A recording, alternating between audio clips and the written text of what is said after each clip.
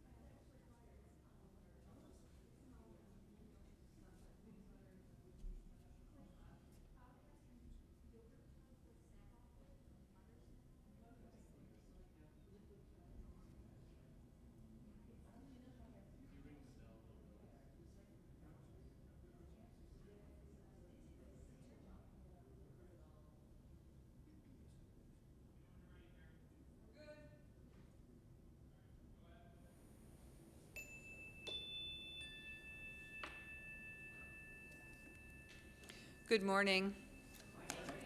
My name is Karen Seymour Ells, and I serve as a trustee here at the DuPage Unitarian Universalist Church. I am a clerk on the board. I want to welcome you to our open and inclusive community this morning. As Unitarian Universalists, we hold that there are many spiritual paths to truth and meaning. We pledge to support one another as we explore these paths and to support one another through the challenging days that lay ahead for many of us. We are so glad you were able to find us and join us for our live stream service today. As you are likely aware, at this time, all church services and necessary meetings will be held virtually. Based on guidance from the authorities, it is our hope to reinstate live services for Easter on April 12th. We are committed to doing our best to navigate these challenging times with you and look forward to sharing space with all of you again soon. Please check the church website at DuPageUUchurch.com for updates. If you search under DuPage UU Church on Facebook, you will find a number of ways to be in community with us as well.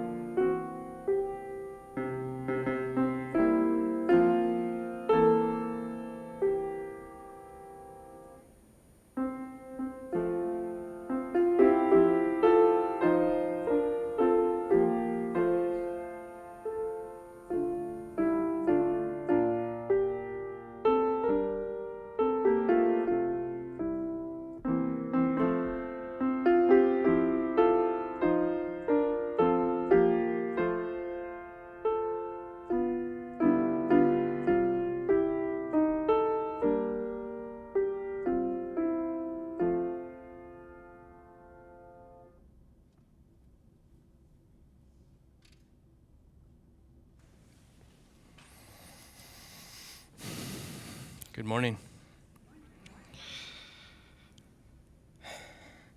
As the coronavirus pandemic has spread, health agencies in our own denomination have recommended all churches cease having large gatherings for the next month.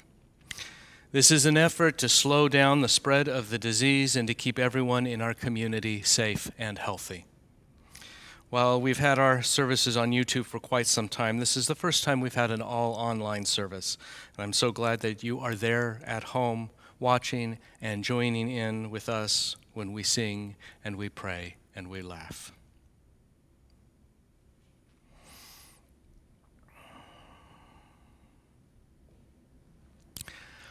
Come on in, take shelter from a weary world. Come into our virtual sanctuary of peace and love. Come on in, join this community of compassion. Here we gather to be inspired on our journeys. Here we support and care for one another. Here we organize for justice and equity. So we light our flaming chalice, a beacon of freedom and a symbol of our liberal faith.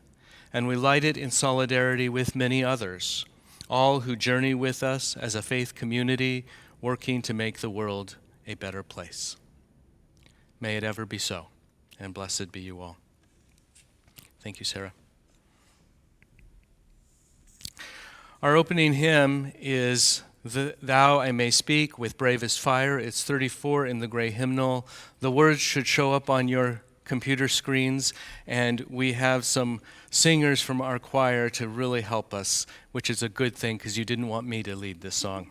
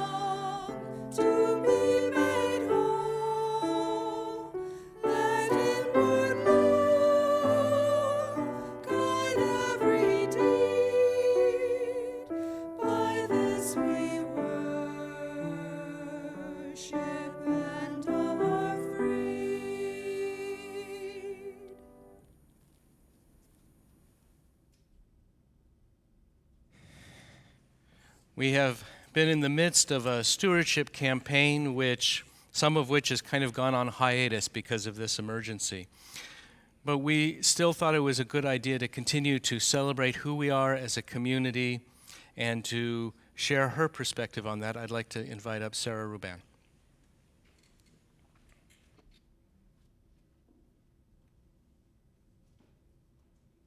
Good morning. Good morning. I'm Sarah Ruben, and I've been a member of this church for about 4 years. My kids are really excited because they told me I'm a famous YouTuber now. So this is my first YouTube address. So I guess for my testimonial, I'll just tell you a little about myself and how I came to the church and why it's important to me. I grew up in a Christian church. I took it very seriously as a kid. I participated in youth group, and I really loved every minute of it. I felt like I was part of a bigger community that really cared for me and nurtured me as I grew. In this idyllic environment, though, I was taught a strong message that unless I followed Jesus and did what they said, I was going to hell. And so were all my family and friends that didn't believe. This and other things started to be a really scary and concerning thought for a kid. But the religiosity kind of stuck with me through my teen years. I grew up in a really small town with people that very much felt and looked the same that I did. I went to a small Christian college, and ironically, it was there that I had an awakening to the idea that there was a larger world out there. I was We were all mandated to take religion classes, and I took world religions. I watched a professor draw a mountain with many different paths leading up the mountain to the top where the idea of God lay. This planted in me seeds of doubt, and that there might in fact be more than one path to God, and maybe even more than one conception of what God was. Fast forward 20 years from there, I moved to a big city and mostly abided by the religion of being a good person and caring for others. I was now married and with young children, and I started to think about how I wanted to raise them and what church might look like for us. I desperately wanted that supportive, loving environment that I had when I was a kid. In this modern age, I did what everyone does. I Googled it. I Googled humanism church near me, and DUUC was about the second or third thing to pop up. So my husband and I came, and the first service that we just happened to come to was the coming of age service, and we were just blown away. Here were middle schoolers standing bravely up here. I'm nervous, I can imagine. And they were just proudly sharing what they had learned, their beliefs, with their church community. I had tears in my eyes then, and I didn't even know any of them yet. But I was just so proud and so happy to see the response from the community and the church, and how they applauded them and then hugged them in coffee hour. I learned more about UU and then realized that I had found my church home.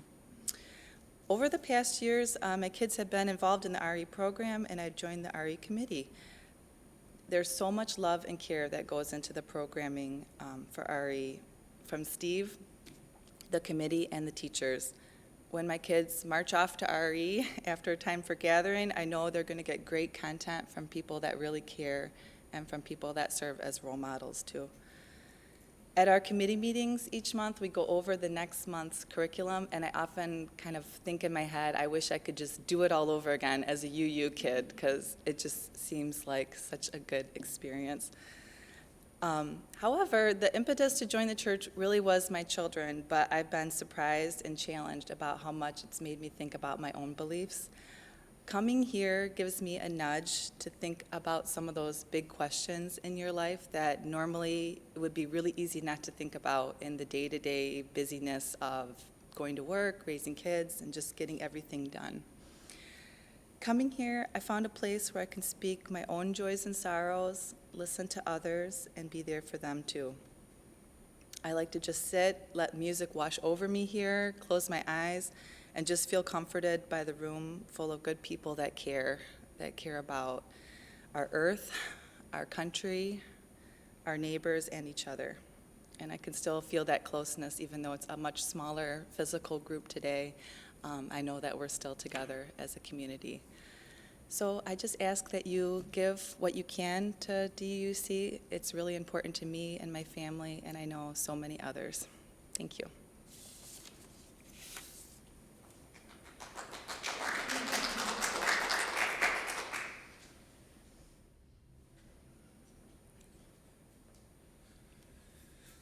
It is now time to gather virtually. So during this time of unknowing, I have a story that I think is kind of appropriate. It's called I Wonder, and it's by Annika Harris. Eva loves to look for the moon. It follows her from place to place, disappearing behind trees and mountains, and then appearing again someplace new. Look, Mama, there it is. The moon looks so beautiful in the sky.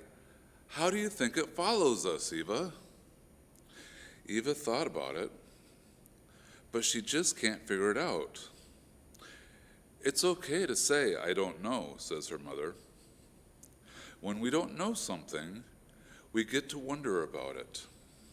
I wonder if the moon and the earth are friends, says Eva. Her mother smiles. I like that idea.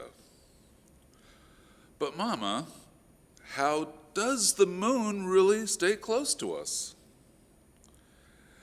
There is an invisible force called gravity that pulls all things in the universe together, Eva's mother explains. Gravity keeps the moon close to Earth and keeps the planets close to the sun too. They circle around like this. Eva understands a little better, but then starts to wonder, Mama, where does gravity come from? I don't know, Eva. Nobody really knows for sure, and when no one knows the answer to something, it's called a mystery. A mystery is something for everyone to wonder about. How fun! Eva imagines herself wondering about gravity together with all the people in the world. Eva watches the moon disappear behind the clouds as she walks, excited to see where it will appear next. How many grains of sand are there in the whole world, Mama? I wonder about that too. There are trillions and trillions of grains of sand, but nobody knows exactly how many. Eva tries to think about all the sand in the whole world. It feels so big that I can't fit it all in my imagination. It makes me feel dizzy, like I'm falling. I know what you mean, her mother agrees, and I'm sure other people feel that way too. Eva walks down another path, looking for the moon, and little orange butterflies appear.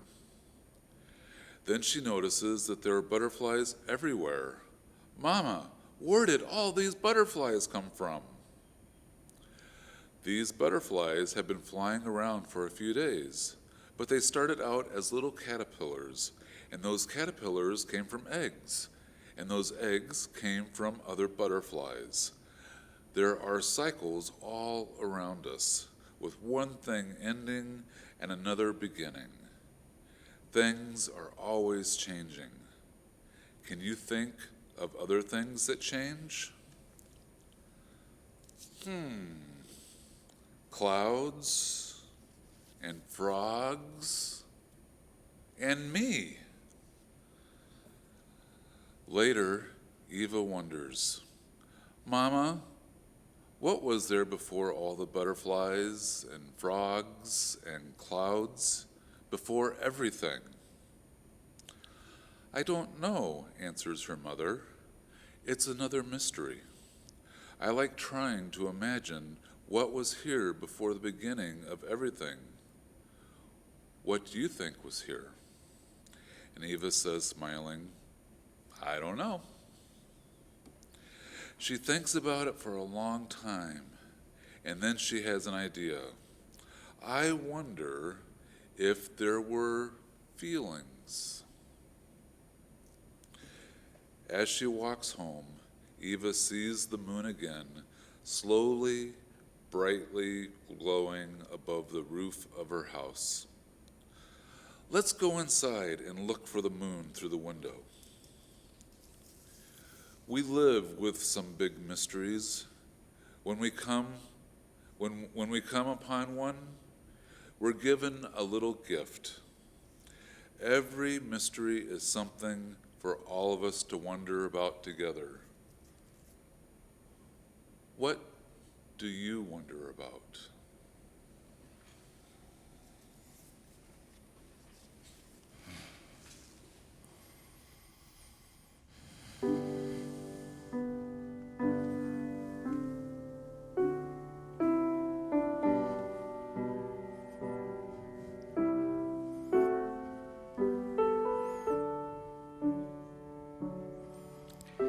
If you are one who prays, I invite you to join me in a time of prayer now.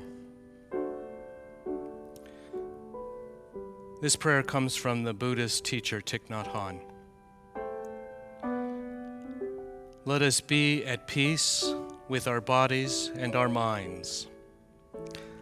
Let us return to ourselves and become wholly ourselves. Let us be aware of the source of being, common to us all, and to all living things. evoking the presence of the great compassion, let us fill our hearts with our own compassion towards ourselves and towards all living beings. Let us pray that we ourselves cease to be the cause of suffering to each other. With humility, with awareness of the existence of life and of the sufferings that are going on around us, let us practice the establishment of peace in our hearts and on earth.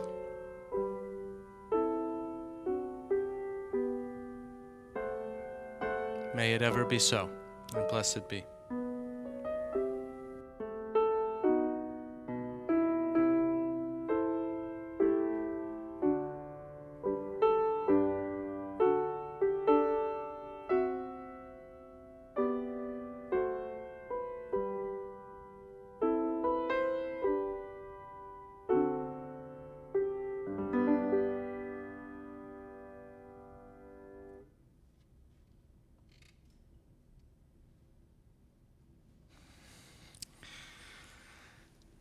This is an unusual time we are facing, that the whole world is facing.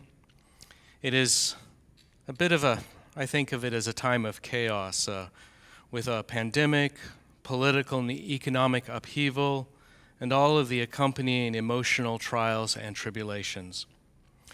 During such times, staying connected with our communities and families becomes even more important. This church intends to be with you throughout it all. Our financial wizards have set up a way to take an offering electronically, so instructions with information should be showing up on your screen. If you're new to us, we invite you to let this virtual offering plate pass you by. And if this continues to be your spiritual community, your support is more important than ever. This morning's offering will now be received.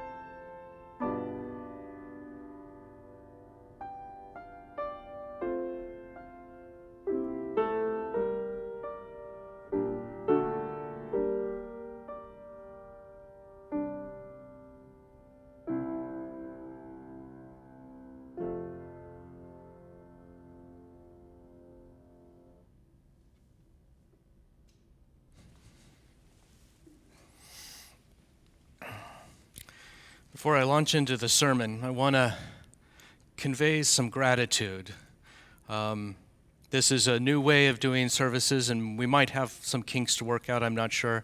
But I'm really grateful for everybody up in the loft, the technical crew that are making this service possible. I am very grateful for our musicians and choristers who are bringing music to all of our hearts. I'm grateful to our emergency operations planning team that helped us figure out how to stay connected as a community in a time of crisis, and grateful to so many others who are doing so much on behalf of this community.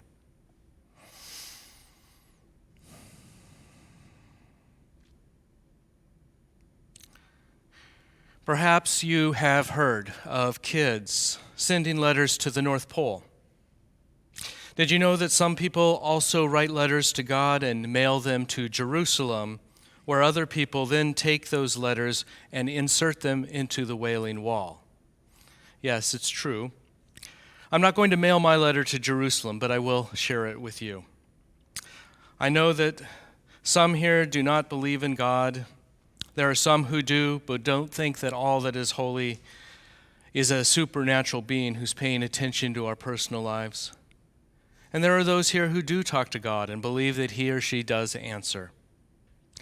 During my formation as a minister to be in seminary, I underwent some mental gymnastics regarding the nature of God when I used concepts from Jungian psychology to explain my understanding of the divine as an alternative to the traditional Christian theologians, such as Karl Barth or Paul Tillich, Gustavo Gutierrez, or even Matthew Fox, although I admit I had more in common with Fox.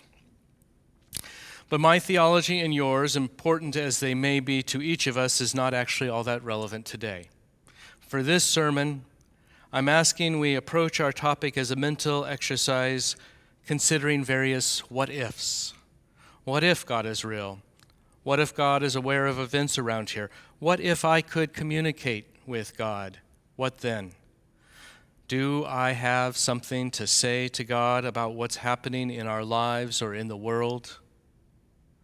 What if I could give God a piece of my mind? What then? Okay, so my letter begins. Dear God, I don't know whether or not you read your own mail, but I thought I'd write to share some of my thoughts with you. If you care to know my thoughts, perhaps you can give this letter a gander as you're enjoying your morning Starbucks. Or is that just me projecting my own persona onto you? I don't know, maybe you don't even like Starbucks, heaven forbid. And I don't know if writing this letter is really going to work. I mean, really, I must have sent 5 or 6 letters to Santa Claus when I was a kid, and that dude never wrote back. Not even once. By the way, how should I address you? You know, there's been a movement in some faith communities about using inclusive language. That's how some UUs and liberal Christians ended up with prayers that start off with Mother, Father, God, if you were wondering where that came from. The thought is that if we are all made in your image, then your image must encompass us all, in all of our shapes and colors, genders and abilities.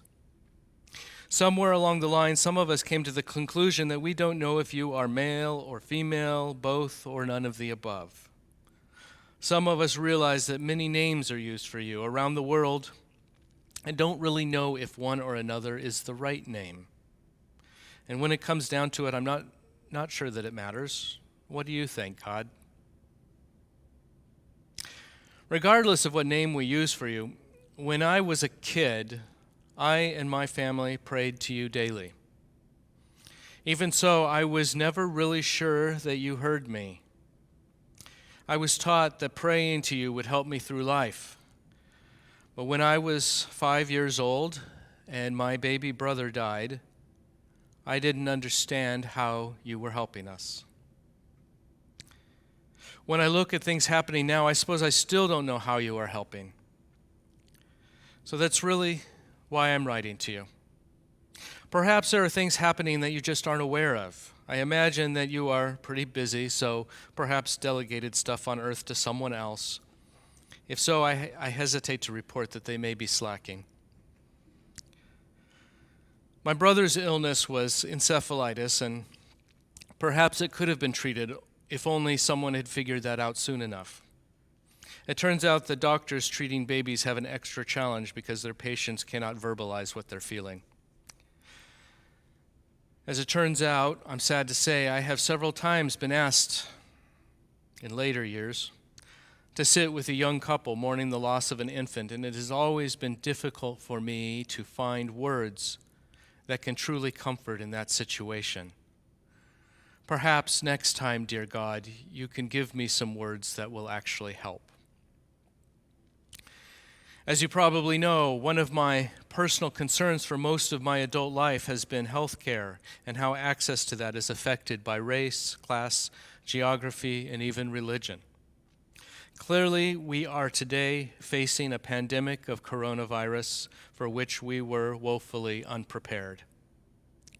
It is a virus that targets the most vulnerable among us and oftentimes the poorest without access to adequate health care coverage.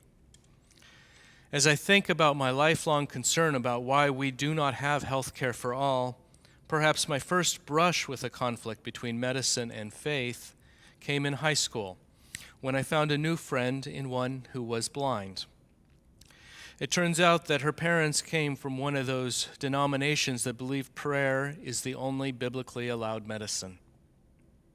As a small child, my friend acquired an infection that was easily treatable by modern medicine, but her parents refused and their daughter went blind. They allowed this out of their belief in your power and judgment, O God. Was that something you actually sanctioned, or was their belief misguided, or what? What was it? Somehow I doubt you choose to make innocents suffer for no reason, but those parents seem to think so. For what it's worth, I'm glad to note that in more recent years, families that endanger their children by refusing well-tested medical treatments have been overruled by the state. But there are still those who would object, saying this is overreach and interference into the deeply held religious beliefs of some. God, what do we say to those people?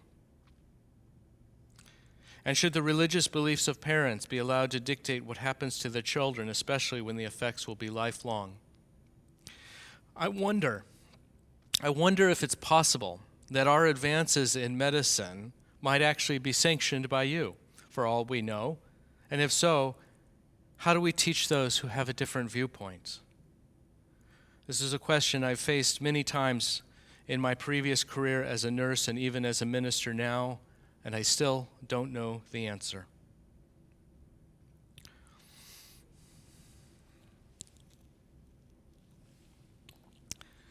Another form of health that I wonder about is the health of the environment. Some people know this about me, and those who don't may find it funny, but I have long had a fascination for amphibians, frogs and toads, newts and salamanders. I have plenty of tchotchkes of frogs and related critters that people have given me over the years. But I'm a little concerned about the real life ones. Scientists have learned that these little animals have a biological process called cellular respiration, in which they breathe, so to speak, through their wet skin. Because of this, when there are pollutants in their water, they breathe that in as well. And so we've started to see various species of amphibians dying off, and some see that as a sort of a canary in the coal mine situation. I'm sad to note that pollutants generally find their way into waterways and the atmosphere through the malpractice or negligence of humans for the most part. Do you have any advice, God, on what to do about that?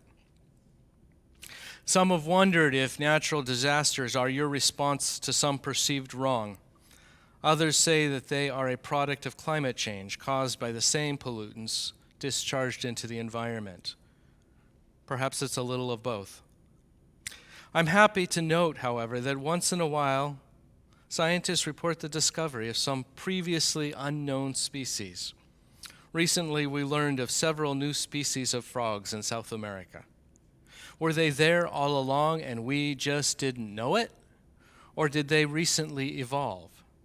And while I'm thinking of it, God, can you answer this one question?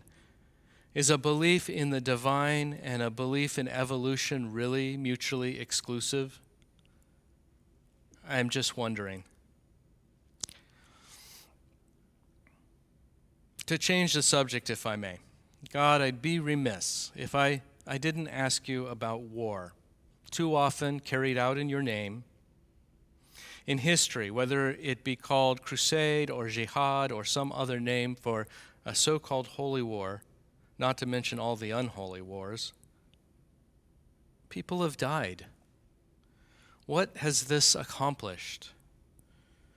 In various wars, hundreds, thousands, and in some cases millions of people have died. And why? Although the religions of the world have different names for you, God, if you are there, are you not the most holy for all people? And if so, why must we fight over you? Or is this idea just reductive thinking on my part? Perhaps you're not one God at all, or perhaps you're not really there, or you're not really paying attention to our wars, or you're not really listening or reading my letter. I just don't know. And in this place of not knowing, I'm left feeling helpless in a world that seems to be perpetually at war. God, what do we do about this? Well, if you will humor me, I have this idea. It's pretty radical.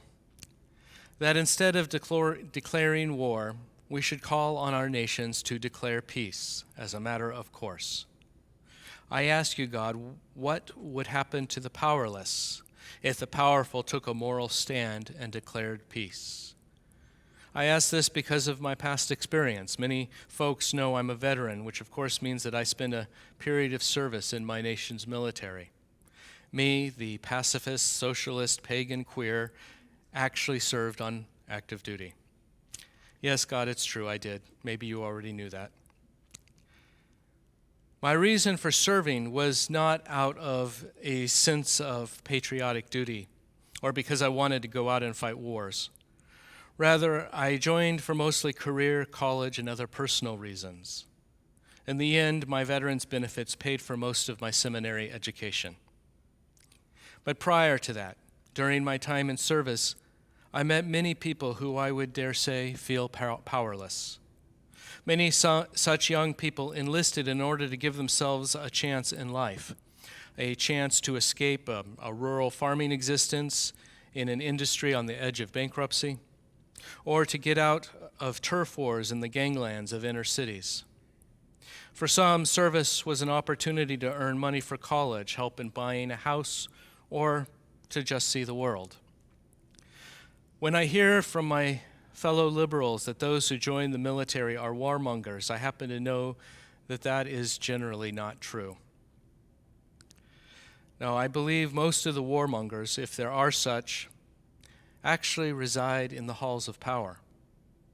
They who declare wars or send out troops for undeclared wars will not themselves fight in the trenches or walk the deck plates of our ships.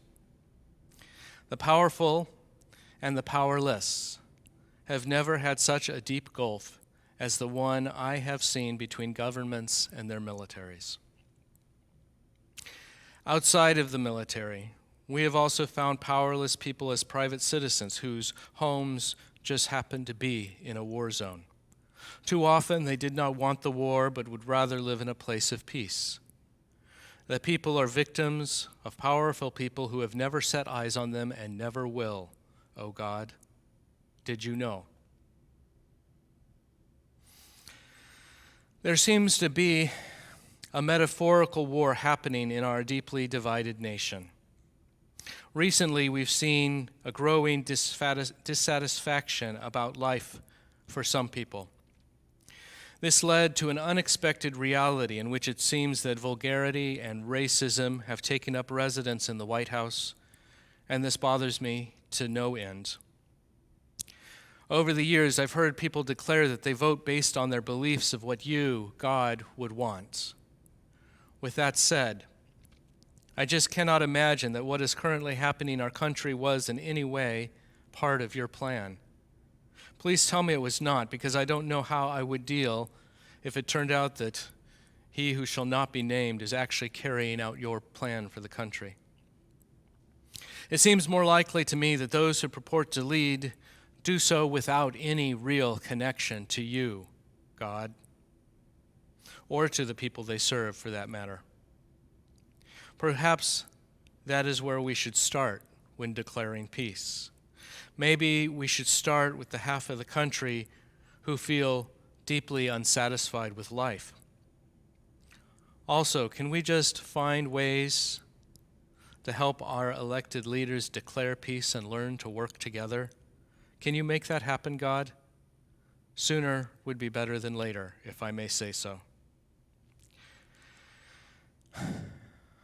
Just so I don't end my letter to you on a sour note, I'm also grateful for many things. First, I'm thankful for my family and my partner in life, and that they are all hale and hearty. I'm grateful for this congregation and all that it stands for. Thank you, God, for my life, love, and health. Thank you for my call to ministry that has allowed me to touch the lives of other people, hopefully bringing hope and healing in their times of need. I also appreciate the democratic process, even if I'm not always happy with the results. And I'm glad for the growing knowledge in our society about the planet we live on and what it needs to also be healthy. Finally, I would be most grateful for any guidance on how to deal with some of the problems I have shared with you in this letter. Thank you, God. Sincerely, Mike.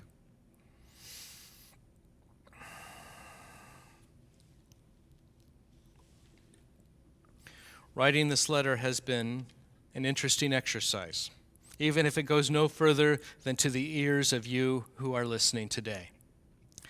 I ask you to consider what you feel are the big issues in your life or in the world. Consider what you have to be grateful about. If you could write a letter to God, what would you say?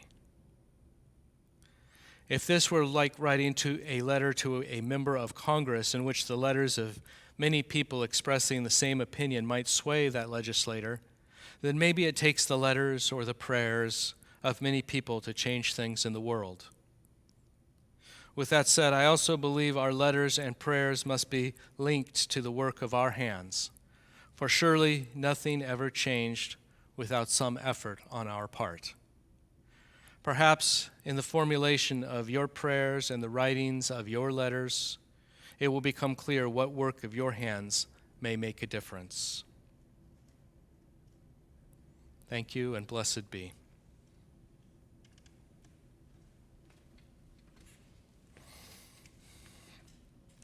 Our closing hymn is number 323 in the gray hymnal, Break Not the Circle, and the words should show up on your screen. And thank you again to the choristers who came to help us.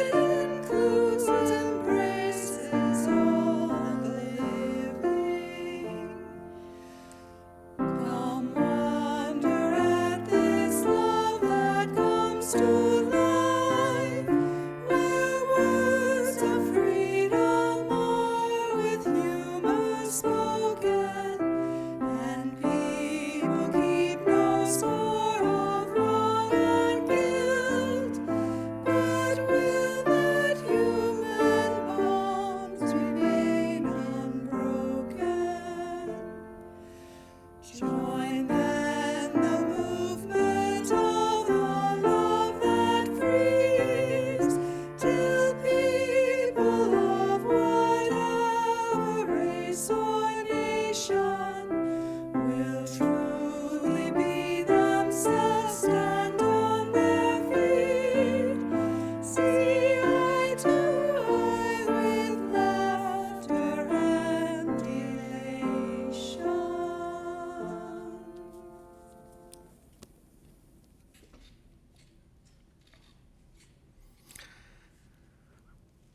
Our work to help to heal the world is what we do out there.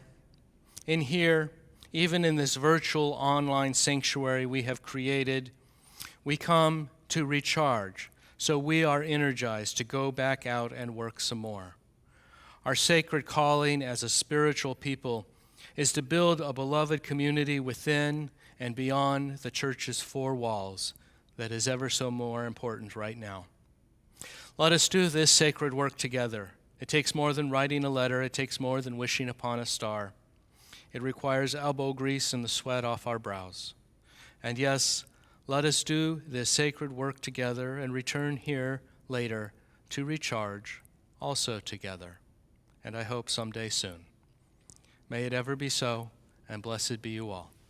Go now in peace.